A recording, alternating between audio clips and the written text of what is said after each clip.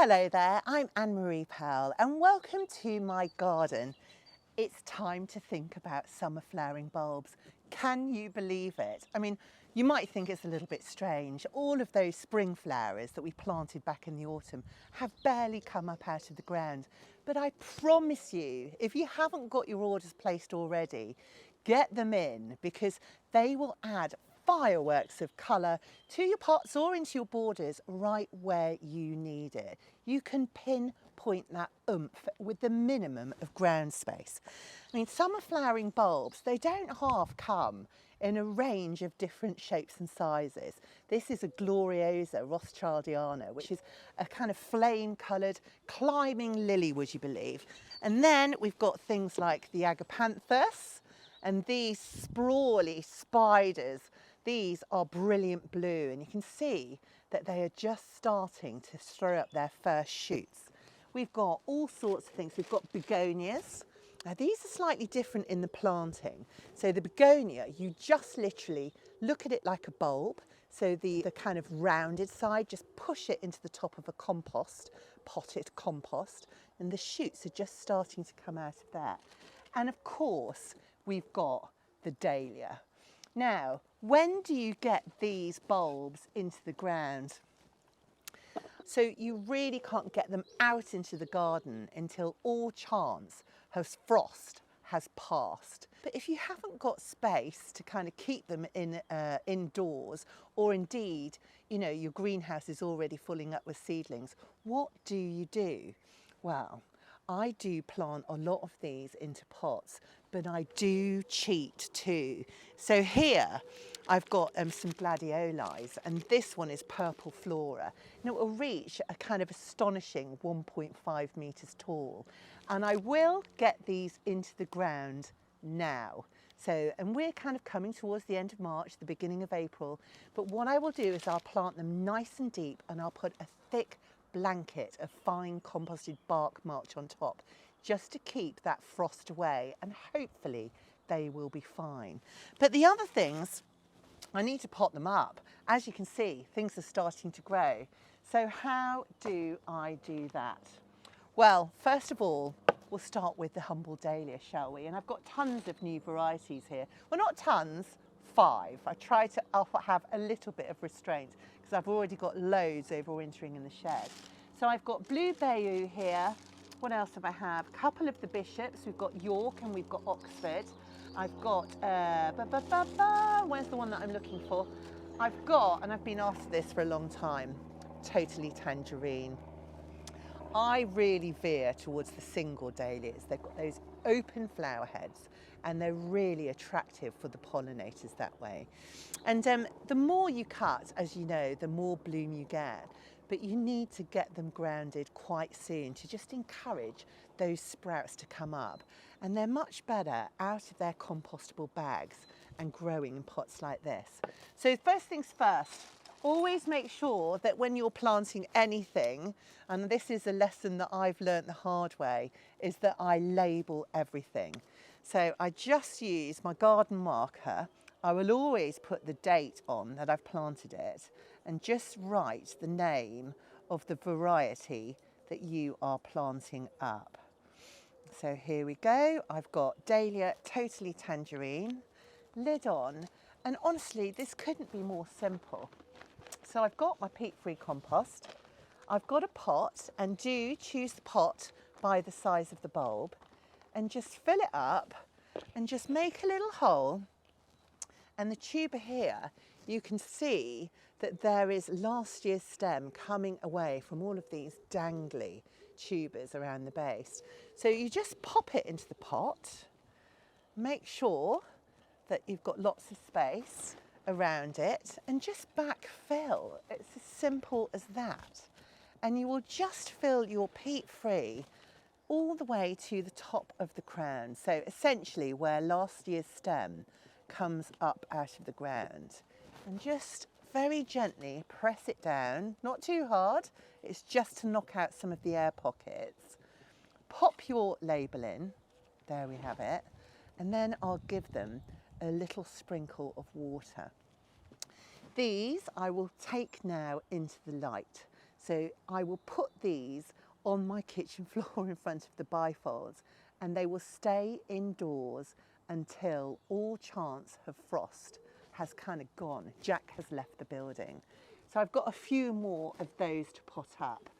But, you know, another thing that I'll do, rather than put them in temporary homes, and I will do this with a lot of them, planting some of the corms or the bulbs into P9 pots, some things into bigger, just depending on the size of it.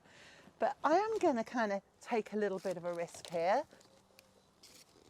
And I've got a container because, honestly, summer bulbs don't half make a phenomenal display. So, and I've filled this up with peat-free and a mix of grit, just to give that extra bit of drainage that the bulbs enjoy. And I need to get some of these Agapanthus into the ground. You can see, look at them. They're like sprawling octopuses. And what I will do is I will just spread out some of these kind of octopi roots and just put them into the pot. And again, you can see where it's crowning out of the soil, so out of the tuber itself. And I'll just make sure that that is in a position where the neck is not covered, and just surround it with compost. Now, Agapanthus, in my experience, they like to be grown quite tight up to one another. So, and I find that that encourages, look at it, it's like spaghetti, the plant to actually put on more flower. So in this size pot, I will put 3, maybe 4 of these Agapanthus Brilliant Blues in, just putting them in, and then I will backfill with my peat-free all the way around the roots, just to encase them. So now this, I could put this on the floor, you know, just by a window, so it's making sure that it's getting lots of light. So, and then I would keep turning this pot to make sure that that light is evenly distributed. So I'll just keep on potting it up until we've reached, you know, the crown is just coming out of the soil, and just firm it back. So I'll just show you that.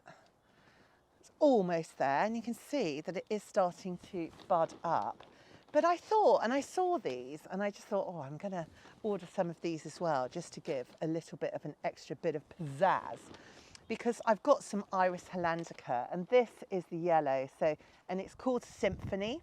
So, and these are Dutch irises, and they're very different from the irises that we usually grow in the UK here.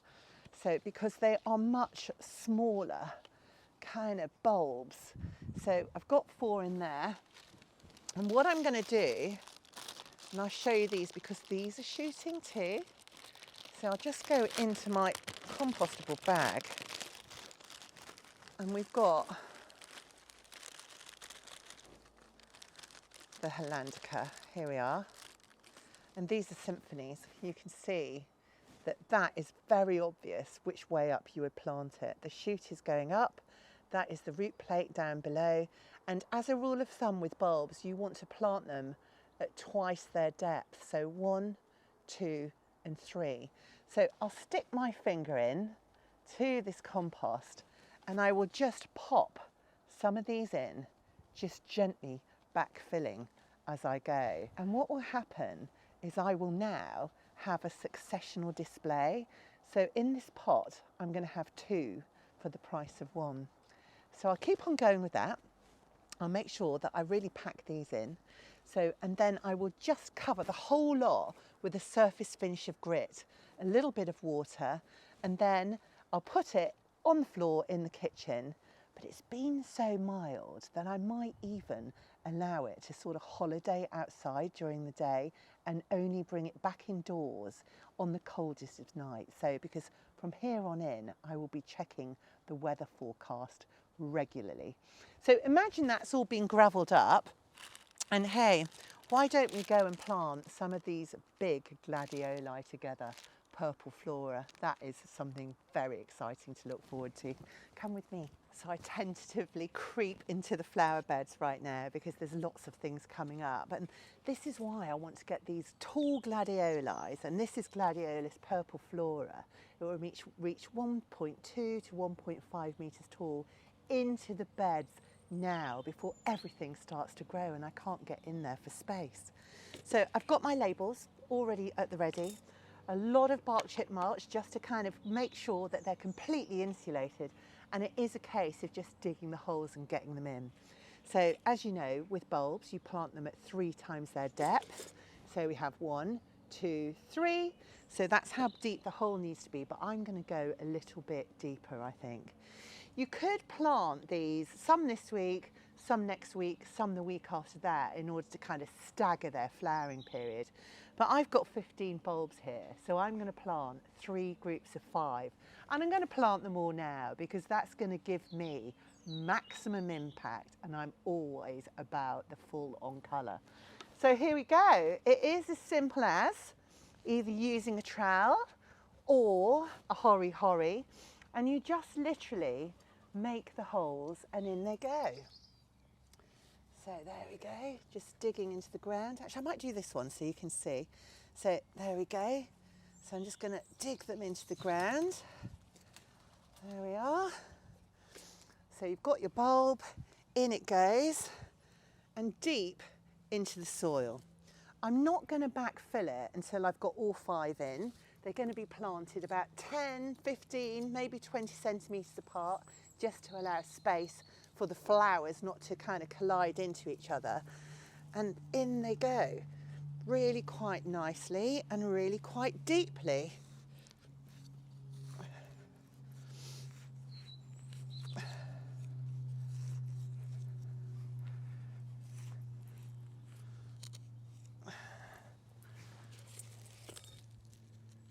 Right.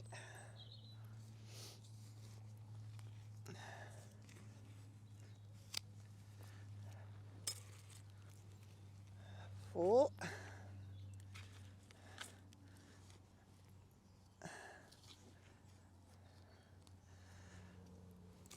And 5. So 5 in, just cover them over. This is newly kind of mulched soil, so I might add some compost on to the top. If I had heavier ground, I would certainly be adding a little bit of grit just to add a little bit of drainage. And just to make sure that they're kept covered up with a blanket, on goes an extra layer of mulch, a label, and because I know that these are going to need staking, I'm going to put my stake in the ground now so that I know that they've got something to grab onto, and I also know that under this soil, where I can't see them now, soon I'm going to have beautiful spikes of the most intense purple, and I for one cannot wait. Right, more bulb planting for me. Enjoy your summer bulbs, and I can't wait to see the results that you have later on in the year. Happy gardening!